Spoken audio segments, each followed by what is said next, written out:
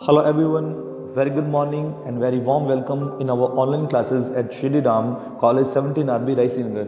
Students, आज हम करने वाले हैं इकोलॉजी पोइम का second part by A K Ramanujan. इसका फर्स्ट पार्ट आपके लिए हमने अपलोड कर दिया है अमन एजुकेशन जो चैनल हमारा कॉलेज का ऑफिशियल चैनल है। आज हम इसका सेकंड पार्ट करने वाले हैं जिसमें हम इसके टेक्स्ट को रीड करेंगे, इसके टेक्स्ट को हम लाइन बाय लाइन उसको हम एनालाइज करेंगे, इसको हम एक्सप्लेन करेंगे। ओके, तो प्रीवियस वीडियो का जब आप देखेंगे तो आपको क्लियर पता चल जाएगा कि इस पॉइंट का बैकग्राउंड क्या था, पॉइंट के बारे में मैंने डिस्कस कर लिया था। तो ecologically basically a nature poem है, लेकिन थोड़ी सी एक डिफरेंट नेचर पोइम है क्योंकि इसके अंदर नेचर को ग्लोरीफाई नहीं किया गया। बेसिकली जैसे कि आप नेचर पोइम्स वर्ड्सवर्थ की देखते हैं या आप कुछ जॉन कीट्स की नेचर पोइम्स को देखते हैं या तोरूदत्त की नेचर पोइम्स को आप देखते हैं, तो उनसे ये बिल्कुल डिफरेंट है क्योंकि इसके अंदर नेचर को ग्लोरीफाई नहीं किया गया है। ओके, इसके अंदर एक ही Ramanujan a part of nature जो कि चंपक ट्री है उनको काटने के फेवर में है, क्योंकि आपको मैंने शुरू में बता दिया था हमारी पहली वीडियो के अंदर, आप इसके फर्स्ट पार्ट में पढ़ चुके हैं कि इकोलॉजी पोइम का जो आप ये कहें कि समरी में आप ये कह सकते हैं कि चंपक ट्री जो कि बाहर आंगन में लगे हुए हैं, तो उसकी वजह से पोइट की माँ को ए के रामानुजन की मदर को माइग्रेन की प्रॉब्लम होती है, यानी कि वो उससे एलर्जिक रिएक्शंस पैदा होते हैं जिसकी वजह से उनको माइग्रेन होता है। तो लेकिन इंस्टीड ऑफ माइग्रेन पोइट की मदर फिर भी नहीं चाहती कि उन पेड़ों को काटा जाए, क्योंकि वो किस प्रकार के व्यू को होल्ड करती हैं, वो बायोसेंट्रिक व्यू को होल्ड करती हैं। आपको मैंने प्रीवियस वीडियो में बताया था कि बायोसेंट्रिक क्या होता है, लेकिन on the other hand point holds the anthropocentric view, मतलब वो एंथ्रोपोसेंट्रिक है कि वो अपने सेल्फिशनेस जो उसके स्वार्थ के लिए, अपने ग्रीड के लिए उन पेड़ों को कटवाना चाहते हैं, क्योंकि वो अपनी मदर के प्रति ट्रूली डिवोटेड है, वो अपनी माँ से बहुत प्यार करता है और वो नहीं चाहता कि इन चंपों की वजह से उनकी माँ को माइग्रेन की प्रॉब्लम कंटिन्यूस रहे, तो वो चाहता है कि इन पेड़ों को मैं कटवा दूँ। तो आप यहाँ पे देख रहे हैं कि वो नेचर को प्रिजर्व, नेचर को ग्लोरीफाई करने के बजाय उनके बिल्कुल अगेंस्ट जा रहा है, कहता चंपा के पेड़ों को काट दो, क्योंकि वो उसकी माँ के लिए हमेशा ही माइग्रेन का कारण बनते हैं। तो इस पोइम की स्टोरी स्टूडेंट्स आपको पहले मैं बता चुका हूँ, थोड़ा सा अपने और इसके बारे में देख लेते हैं, रिपीट कर देता हूँ मैं। The poem Ecology is taken from Ramanujan's third volume of poems, Second Sight published in 1986। 1986 के अंदर सेकंड साइट्स के नाम से इनकी पोइट्री का थर्ड वॉल्यूम पब्लिश होता है, जिसके अंदर इकोलॉजी पोइम पब्लिश हुई थी।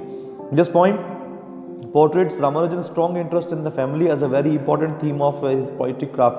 तो रामानुजन की आप ये थोड़ी सी पर्सनल पोइम है, इसके अंदर पर्सनल टच है, कितना वो अपनी फैमिली से प्यार करता है, कितना वो अपनी माँ से प्यार करता है, तो ये उसकी थीम बन जाती है उसकी पोइट्री की। The poem is about the son's devotion towards his mother and her devotion to ecology that creates a kind of conflict in the poem. इस पोइम के अंदर दो प्रकार के डिवोशंस आपको देखने को मिलेंगे। पहला सन्स यानी कि रामानुजन का डिवोशन तो उसकी माँ के लिए है, और जो उसकी माँ है, हर डिवोशन उसकी माँ के लिए है, उसका डिवोशन किसके लिए है, नेचर के लिए है। तो इसलिए थोड़ा सा आपको कॉन्फ्लिक्ट दिखेगा दोनों के व्यूज के बीच में। ओके, तो यहाँ पे आप देख रहे हैं poem ecology by A K Ramanujan is about son's devotion to our mother and devotion to ecology that creates a conflict between the two, ये आपको मैं पहले बता चुका हूँ। ओके, तो अब अगर मैं इन नटशेल बात करूं, अगर आपको मैं शॉर्ट में बताऊं, the poet's mother gets severe migraine pain because of red champak trees pollens. Pollen क्या होते हैं, परागकण, जो फूल के परागकण होते हैं उनको पॉलन्स कहते हैं। तो कह रहे हैं कि जो चंपक ट्री के लाल लाल जो फूल होते हैं उनका जो परागकण है ना, वो उसकी माँ के लिए माइग्रेन का कारण बनते हैं। माइग्रेन स्टूडेंट्स आप जानते हैं बहुत ही भयंकर सिर दर्द की बीमारी होती है, जिसमें आधे सिर का दर्द होता है, चाहे वो हमारे सिर के बैक वाले भाग में हो सकता है, फ्रंट में हो सकता है, फोरहेड में हो सकता है, आधे सिर का दर्द भी हो सकता है। तो माइग्रेन सिवियर हेडेक होता है। Okay, the point wants to cut the tree but his mother stops him from doing so. अब पॉइंट उस पेड़ को काटना चाहता है, लेकिन उसकी माँ उसे पेड़ काटने से रोकती है, because of a religious and emotional sentiments for the tree, क्योंकि वो पेड़ के प्रति उसकी इमोशनल सेंटिमेंट्स हैं, उस पेड़ को बड़े शुभ मानती हैं वो। मतलब आप ये कहें कि पॉइंट की जो माँ है थोड़ी सी यहाँ पे आपको ट्रेडिशनल ऑर्थोडॉक्स दिखेगी, सुपरस्टिशियस दिखेगी, क्योंकि उनका मानना है, आपको मैं बता दूं कि उनके घर पे जो चंपक पेड़ लगा है ना, वो हुआ यूं था कि वहां से एक कोई पक्षी जा रहा था और उस पक्षी ने उसके बीज को उनके आंगन के पास में गिरा दिया और वहां पे वो पेड़ उग गया।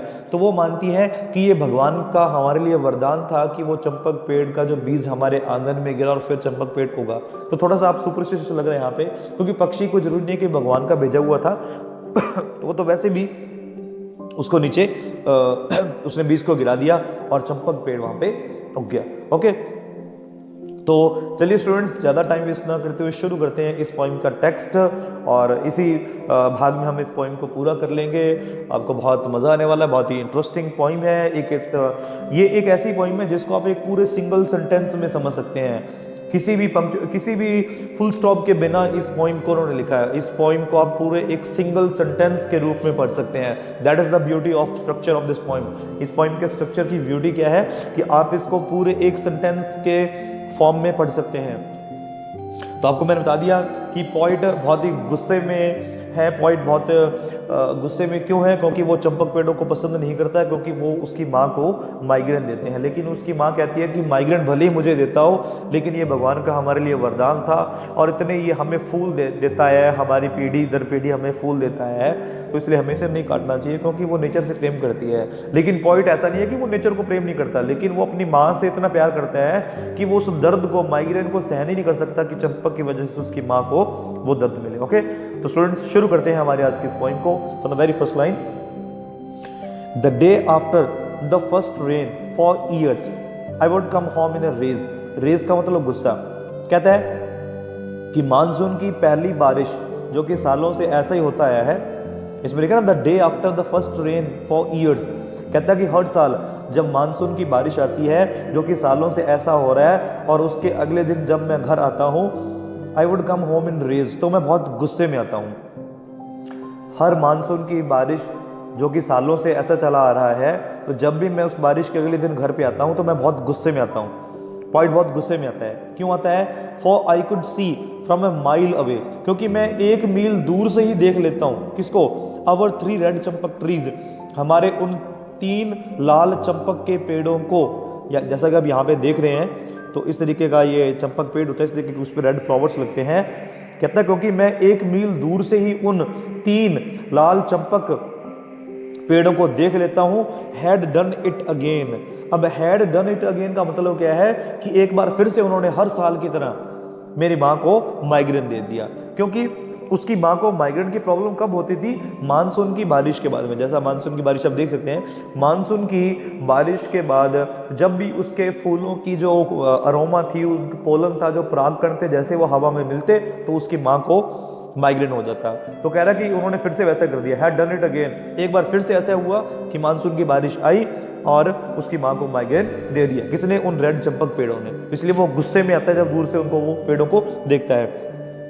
हैड बर्स्ट इनटू फ्लावर, कहता है कि उसके फूल पूरी तरीके से खिल गए हैं। बर्स्ट इनटू फ्लावर का मतलब कि वो फूलों से लदा हुआ है। बारिश के बाद में वो फूलों से लद जाता है, पेड़ फूलों से भर जाता है। And given her first blinding migraine. Blinding migraine का मतलब बहुत ही भयंकर सिर का दर्द ऑफ द सीजन। और उसने इस सीजन का, यानी कि इस मानसून में एक बार फिर से उसने इस सीजन का पहला माइग्रेन उसकी माँ को दे दिया है।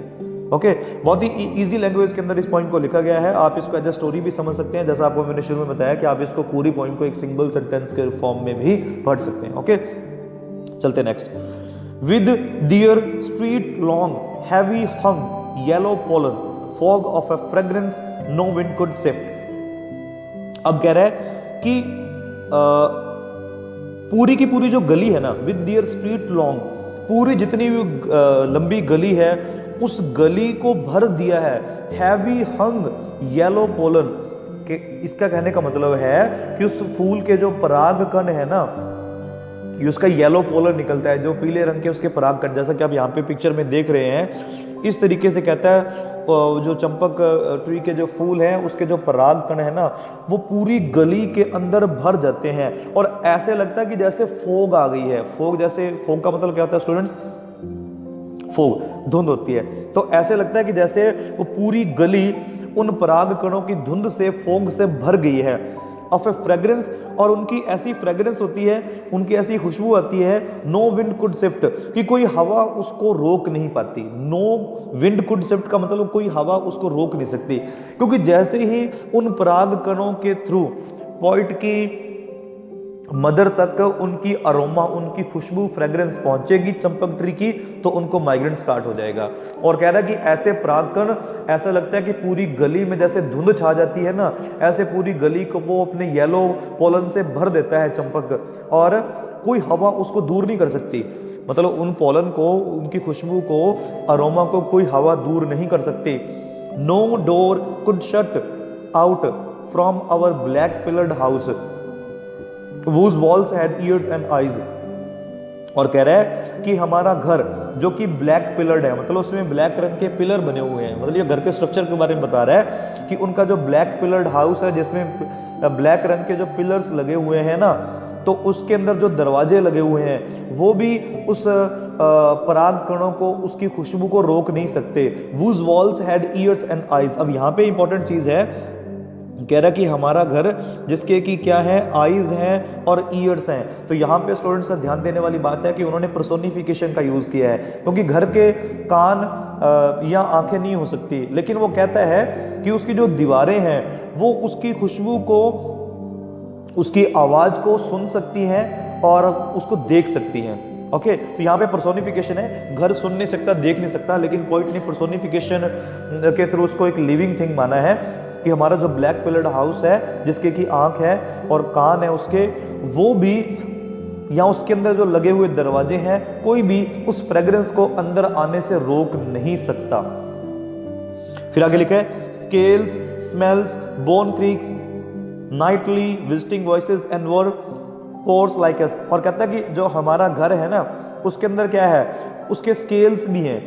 ओके, जैसे हमारी स्किन में स्केल्स होते हैं ना, हमारी स्किन की जो परतें होती हैं, कहता है ऐसे उसके स्केल्स भी हैं। स्मेल्स है, वो किसी चीज को स्मेल कर सकता है। बोन क्रीक्स, उसमें हड्डियों के जो चरमराहट की आवाज है वो भी सुन सकते हैं। नाइटली विजिटिंग वॉइसेस, रात में आने वाली आवाजों को भी सुन सकता है। And were pores like us. Pores क्या होते हैं, हमारी जो स्किन के रोम छिद्र होते हैं ना, उनको अपने पोर्स कहते हैं। और कह रहा है कि हमारी ही तरह उस घर के क्या है, पोर्स हैं। तो मतलब वो पूरा जो घर है वो लाइक ए ह्यूमन बीइंग है, एक मानव की तरह उसको बताया है, पर्सोनिफिकेशन यूज किया है।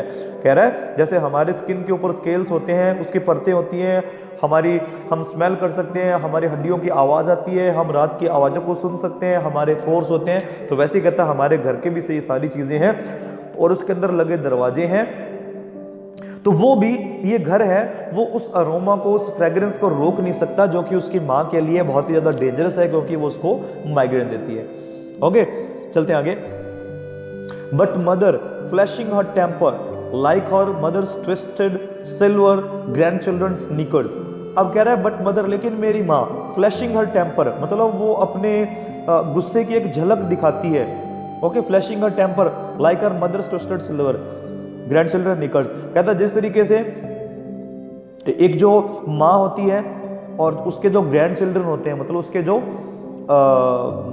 आगे ग्रैंड चिल्ड्रन, आप समझते हैं क्या होता है। ओके, तो कह रहा कि उसके, जब वो उनकी नीकर्स को, मतलब उनके जो वो अंडर गारमेंट्स होते हैं, उनको वो चेंज करती है ना, और उनको बाद में वो धो के सुखाती है, तो वो खुद को वैसे ही महसूस करती है मेरी माँ। क्योंकि हालांकि उसको गुस्सा तो आता है, उसको माइग्रेन होता है उसकी वजह से, तो ऐसे ट्विस्ट होती है जैसे कि एक ग्रैंड चिल्ड्रन के अंडर गारमेंट्स को धोने के बाद में जब उनको निचोड़ा जाता है ना, तो ऐसे लगता है कि वो भी ट्विस्ट हो रही है उसकी तरह। Wet as the cold pack on her head, जिस तरीके से कहता है वो निकर्स वेट हो जाती हैं, तो वैसे ही उसके हेड पर, सिर पर एक कोल्ड पैक है। वो कोल्ड पैक क्या है, वो माइग्रेन है। कोल्ड पैक यहाँ पे ऑन हेड किसको बोला गया है, उस माइग्रेन को बोला गया है, कि वो माइग्रेन उनके सिर में वो कोल्ड पैक बन के बैठा हुआ है।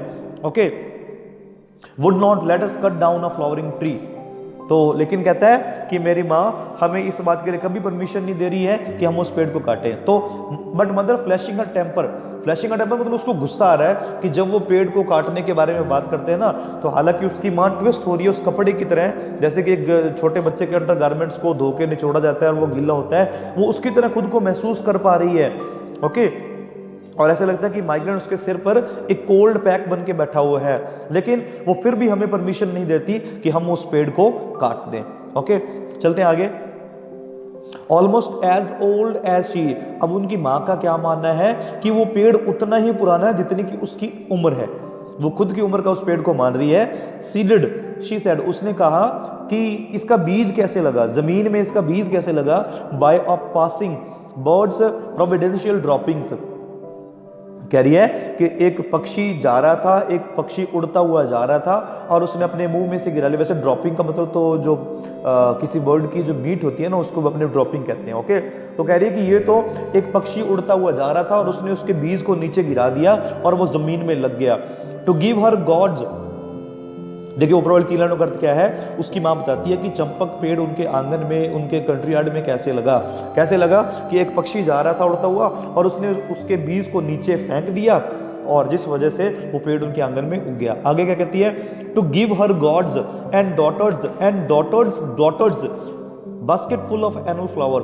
अब यहाँ पे वो यूजफुलनेस बता रही है कि चंपक ट्री क्या करता है, हमें गॉड्स को ऑफर करने के लिए, मतलब जब हम पूजा में जाते हैं ना, पूजा में ऑफरिंग के लिए, वर्शिप के लिए जाते हैं, तो वो हमें फूल देता है वर्शिप के लिए, मतलब देवताओं को चढ़ाने के लिए हमें फूल देता है। और ऐसे फूल जो उन्होंने किसको दिए हैं, उनकी पीढ़ियों को दिए हैं, उनकी जनरेशन बाय जनरेशन दिए हैं। डॉटर्स उनकी बेटियों की बेटियां और आगे उनकी बेटियों को बास्केट भर भर के टोकरियां पूरे साल फूलों की वो देता है, पूरे साल वो टोकरियां फूलों की भर भर के देता है।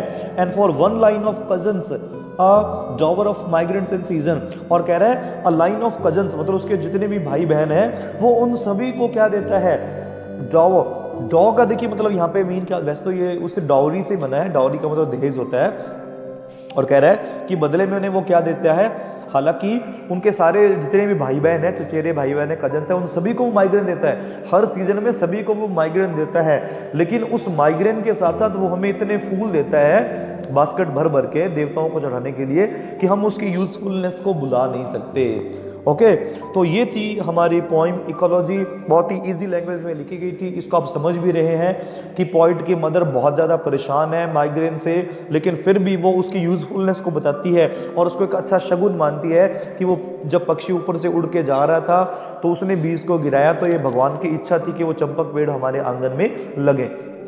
और बताती है कि ये हमें देवताओं को चढ़ाने के लिए फूल देता है, हमारी पीढ़ियों को ये बास्केट टोकरियां भर भर के फूलों के देते आया है। तो थोड़ा सा माइग्रेन जरूर हमें देता है या मेरे कजन्स को देता है, पर कहती है कि हम इसकी यूजफुलनेस को भुला नहीं सकते, तो इसलिए वो पेड़ को नहीं कटवाना चाहती। लेकिन point on the other hand wants to cut down the tree immediately, वो कहता है कि काट दो इस पेड़ को, यहाँ से तीनों को काट दो, क्योंकि वो उसकी माँ को परेशान करता है। तो 2 प्रकार के व्यूज इसमें आपको देखने को मिले, बायोसेंट्रिक व्यू जैव केंद्रित, जो कि पॉइंट की मदर का है, मतलब वो नेचर को प्रिजर्व करती है, वो नेचर के बिल्कुल फेवर में है। Point on the other hand is anthropocentric, मानव केंद्रित है, वो थोड़ा सेल्फिश हो जाता है, खुद के बारे में सोचता है। लेकिन उसके सेल्फिश होने के पीछे रीजन क्या कि he is truly devoted to his mother, वो अपनी माँ से बहुत प्रेम करता है, लेकिन उसके माँ नेचर से बहुत प्रेम करती है। तो यहाँ पे एक कॉन्फ्लिक्ट था इस पॉइंट के अंदर, बहुत ही ईजी लैंग्वेज में लिखी गई थी। आई होप कि आपको समझ आई होगी। आप हमारी वीडियोस को लाइक करते रहें, शेयर करते रहें, कमेंट में बताएं कैसा लग रहा है, कोई आपका डाउट है तो वो भी हमें बताएं। ओके, थैंक्स फॉर वॉचिंग, मिलते हैं हमारी एक नेक्स्ट वीडियो के साथ में। Have a great time.